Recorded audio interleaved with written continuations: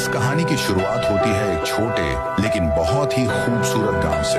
ये गांव पहाड़ों के बीच बसा हुआ था, लेकिन यहाँ के लोगों की जिंदगी जानवरों से भी बदतर थी। ज्यादातर लोग सड़कों पर भीख मांगकर या छोटी मोटी मजदूरी करके अपना गुजारा करते थे। इसी गाँव में रहता था एक लड़का, रायस्टार। वो भी गरीब था, लेकिन उसका दिल सोने का था। उसके दिमाग में हमेशा एक ही बात घूमती रहती थी, मुझे अपने गाँव के लोगों की जिंदगी बदलनी है हर हाल में। एक रात गाँव के कोने में बनी एक पुरानी झोपड़ी में 3 दोस्त चुपचाप बैठे थे। रायस्टार, ज्ञान भाई और अज्जू भाई। चारों तरफ अंधेरा था, लेकिन इनके दिमाग में एक बेहद खतरनाक योजना बन रही थी। रायस्टार बोला, देखो, अगर हमें अपने गांव के लोगों के लिए कुछ करना है तो हमें पैसा कमाना होगा। तुम्हारे पास कोई आइडिया है? ज्ञान भाई बोला, तो क्यों ना हम एक बैंक को टारगेट करें, वहाँ बहुत सारा पैसा होता है। अज्जू भाई बोला, प्लान तो बढ़िया है, लेकिन बहुत खतरनाक भी है। इसके लिए हमें रात में निकलना पड़ेगा और चेहरों पर मास्क भी पहनना होगा। बैंक में मेरा एक दोस्त है, वो छोटू, वो हमारी मदद करेगा अंदर जाने में। तीनों ने एक दूसरे की तरफ देखा और फैसला हो गया। रात के अंधेरे में तीनों दोस्त एक काली बाइक पर निकले,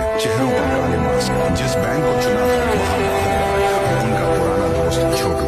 छोटू ने इशारा किया, तीनों पीछे की दीवार से बैंक के अंदर घुस गए। लॉकर रूम में था सोना, हीरे जवाहरात और हजारों के नोट। तेजी से सब बैग में भरा और बिना आवाज किए बैंक से निकल गए। सुबह होने से पहले तीनों ने गांव के हर एक घर के बाहर पैसे रख दिए। सुबह जब लोग बाहर निकले, हर कोई हैरान था, ये पैसे कहाँ से आए, किसने दिए, भगवान ने कोई फरिश्ता भेजा है क्या? गाँव में खुशी का माहौल था। धीरे धीरे पूरा बेरोजगारपुर बदलने लगा। अब गाँव का नाम हो गया रोजगारपुर। बच्चे स्कूल जाने लगे, माओ के हाथों में राशन था और लोगों के चेहरों पर मुस्कान थी। लेकिन ये खुशियां ज्यादा दिन नहीं टिक पाई। कहानी में जबरदस्त मोड़ तब आया जब एक डेंजरस पुलिस ऑफिसर की एंट्री हुई। सिंघम, वो एक एनकाउंटर स्पेशलिस्ट था जो कालाहारी से ट्रांसफर होकर बरमूडा आया था, सिर्फ एक मिशन के लिए। आते ही सबसे पहले उसने बैंक का सीसीटीवी चेक किया और पहचान लिया कि गार्ड छोटू भी शामिल था। उसने छोटू को ऑफिस में बुलाया और जमकर मारा। छोटू चीखते हुए बोला, मत मारो सर, मैं सब कुछ बता देता हूँ। छोटू ने सब उगल दिया, रायस्टार, ज्ञान और अज्जू का नाम। सिंघम ने उन्हें पकड़ने के लिए एक शातिर प्लान बनाया। रायस्टार और उसके दोस्त फिर एक बैंक लूटने निकले, लेकिन इस बार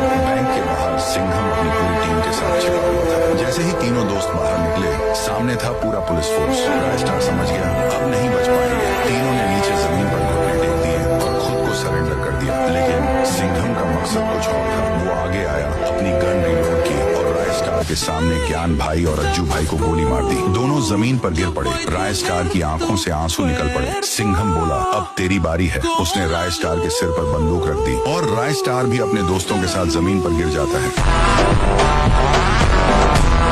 अगर तुम्हें भी मेरी तरह फ्री फायर में डायमंड चाहिए तो बायो में दिए लिंक को जरूर चेक करो।